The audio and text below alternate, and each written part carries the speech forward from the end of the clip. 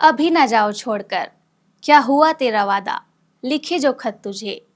इन सब एवरग्रीन गानों को गाया है लेजेंडरी सिंगर मोहम्मद रफ़ी ने। मोहम्मद रफ़ी संगीत की दुनिया का वो सितारा है जो भारत के सबसे लोकप्रिय गायकों में से एक है, जिनकी अब बायोपिक बन रही है।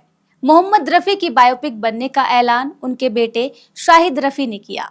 रफ़ी साहब का योगदान संगीत इंडस्ट्री में बहुत अहम रहा है। उनकी आवाज में जो ठहराव और जादू था, वो सुनने वालों को एक अलग ही दुनिया में ले जाता था।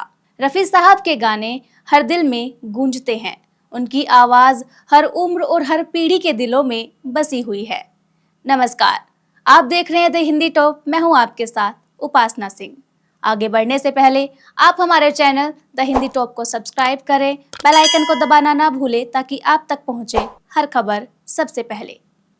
रफ़ी साहब के गाने, चाहे वो रोमांटिक हो या दर्द भरे, हर एक गीत में एक नई कहानी छिपी होती थी। रफ़ी साहब सिर्फ शब्दों को नहीं बल्कि भावनाओं को भी दिल से गाते थे। रफ़ी साहब के जीवन पर अब बायोपिक बनने जा रही है, जिसकी घोषणा उनके बेटे शाहिद रफ़ी ने की है।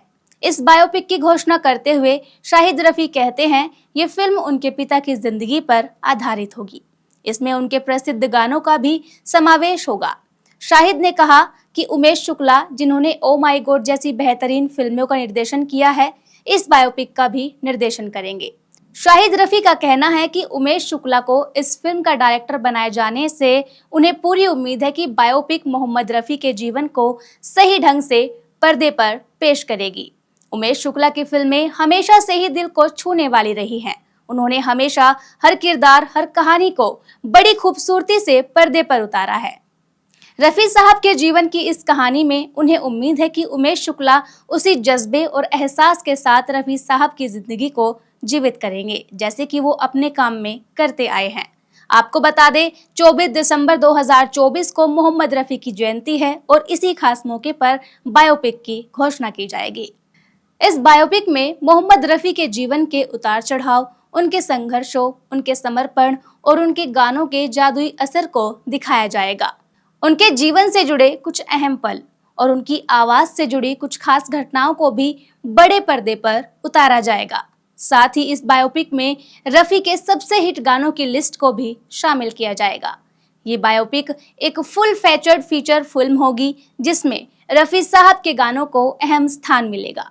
इस बायोपिक के जरिए रफ़ी साहब के गानों की खूबसूरती और उनके संगीत की अहमियत को एक नए अंदाज में पेश किया जाएगा।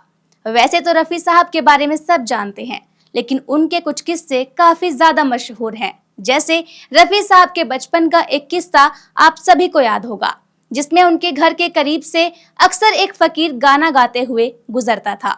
रफ़ी साहब उर्फ फिक्की, जो कि उनका बचपन का नाम था, वो उनका पीछा किया करते थे। फकीर एक पेड़ के नीचे बैठता था और फिक्को उसे दीवानों की तरह सुना करता था। रफ़ी साहब उस फकीर से ऐसे प्रभावित हुए कि रोजाना उसे सुनने का इंतजार करने लगे। उस फकीर का अनुसरण करते हुए रफ़ी साहब ने खुद भी रियाज करना शुरू कर दिया। जब वो रफ़ी के पिता को पता चला कि रफ़ी साहब की दिलचस्पी पढ़ाई में नहीं बल्कि गायकी में है, तो उनके पिता ने मुखालफत की। उन्हें यह बात गवारा न हुई, क्योंकि उस समय उनके लिए गायकी को एक पेशे के तौर पर अपनाना अजीब था। उनके पिता चाहते थे कि रफ़ी साहब पढ़ाई पर ध्यान दें और एक अच्छा मुकाम हासिल करें, लेकिन रफ़ी साहब का दिल तो संगीत और गायकी में बस चुका था। फिर बाद में उनके पिता भी मान गए और उसके बाद शुरू हुआ रफ़ी साहब का संगीत की दुनिया का सफर। धीरे धीरे रफ़ी के गानों ने लोगों के दिलों में जगह बना ली और वो बन गए संगीत की दुनिया के तानसेन। रफ़ी साहब हर गीत में जान डाल देते थे। वो अपनी आवाज से गानों के एहसास को जिंदा कर दिया करते थे। उनकी गायकी की मिठास आज भी लोगों के दिलों में बसी हुई है। रफ़ी साहब की आवाज हमेशा हमारे साथ रहेगी। 31 जुलाई 1980 को king of melody Mohammad Rafi ने दुनिया को अलविदा कह दिया। रफ़ी साहब के चाहने वालों की तादाद ऐसी थी कि उनके अंतिम संस्कार में 10,000 से ज्यादा लोग पहुंचे थे और भारत सरकार ने भी उनके निधन पर 2 दिनों का सार्वजनिक शोक अनाउंस किया था।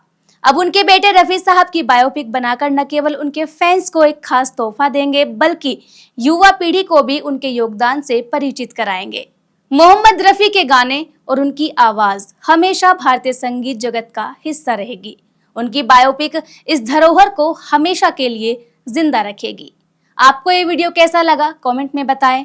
साथ ही वीडियो को शेयर करें और ऐसे ही खबरों के लिए सब्सक्राइब करें द हिंदी टॉप। साथ ही हमें एक्स यानी ट्विटर, फेसबुक और इंस्टा पर भी फॉलो करें।